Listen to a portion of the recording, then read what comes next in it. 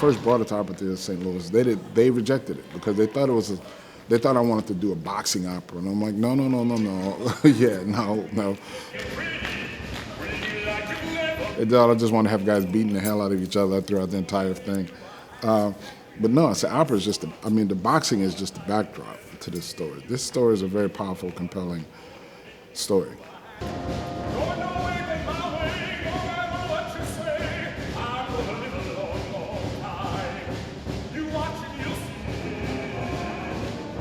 My name is Arthur Woodley.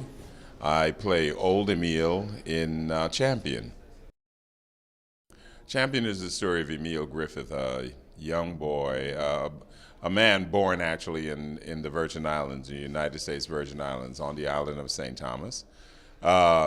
His idea is that he's going to come up to America, to New York, and he's going to meet his mother, who has come up here to work and left all the children on the island of St. Thomas.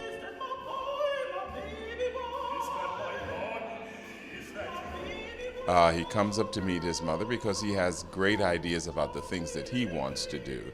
He wants to be a singer. He wants to make hats. He's got great ambition, and he meets his mother, and he's taken to a hat factory.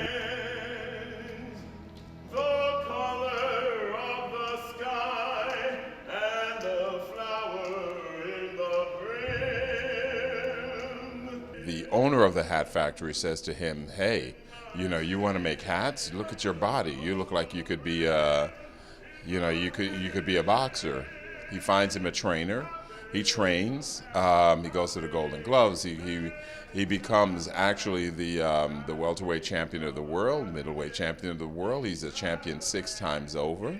But there's this one thing that happens to him. There's a fighter that he has 3 fights with. His name is Benny Kid Paret.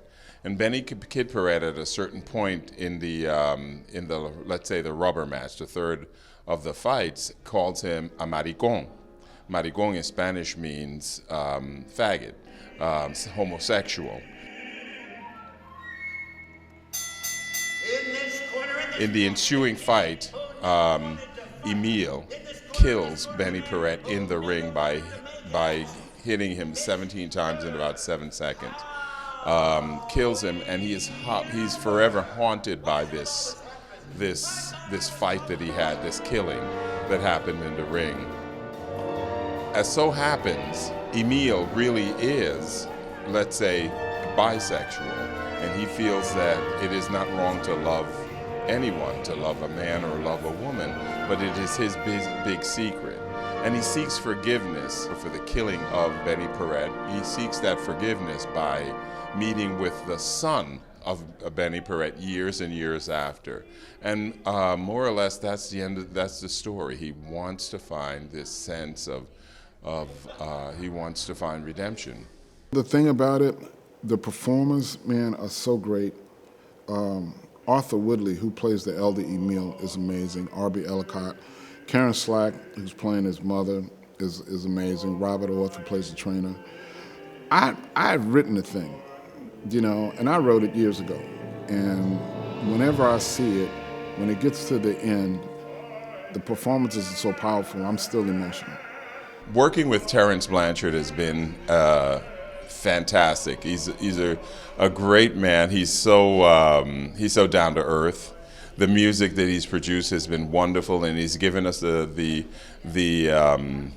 freedom to do what we will with the piece, as more or less. So that's been an absolute joy to work with him.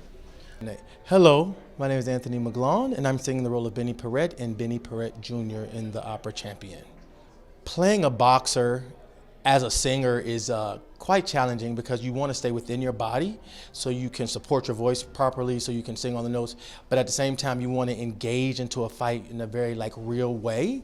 And so I'm always trying to find a balance of energy in my singing and energy in the stage action and make it believable, but also not suffer vocally.